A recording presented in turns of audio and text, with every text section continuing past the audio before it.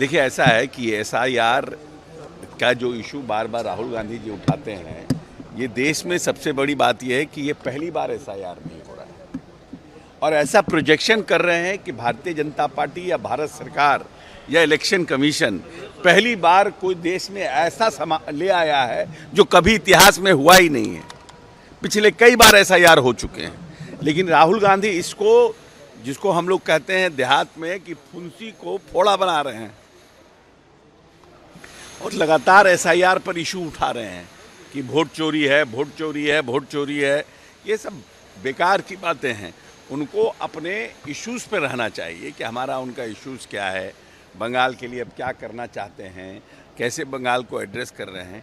लेकिन सबसे बड़ी बात तो ये है ना कि बंगाल, बिहार, उत्तर प्रदेश, उड़ीसा, ऐसा क्या कारण है कि जिस पार्टी ने आज़ादी से लेकर 100 साल पुरानी पार्टी है, आज़ादी से लेकर लंबे समय तक देश पर राज किया, इन राज्यों पर राज किया, आज वो इनसिग्निफिकेंट हो रही है। What is the reason? Introspection करना चाहिए ना। जब से ममता बनर्जी का प्रादुर्भाव हुआ, आप वहां पर सलट गए।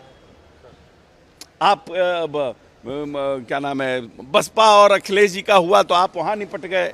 क्या कारण रहा? उड़ीसा में आप निपट गए। ये सब इंट्रोस्पेक्शन करिए ना। ये सब जो झूठे मुद्दे उठा के एसआईआर का, बीएलओ का, ये सब इश्यूज नहीं है।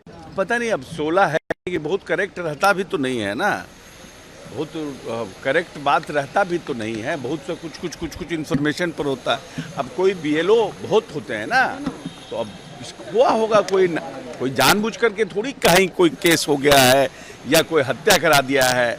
वो क्लैमिटीज़ में नेचुरल डेथ है या एक्सीडेंट हुआ होगा, कुछ हुआ होगा, हमें जानकारी नहीं है।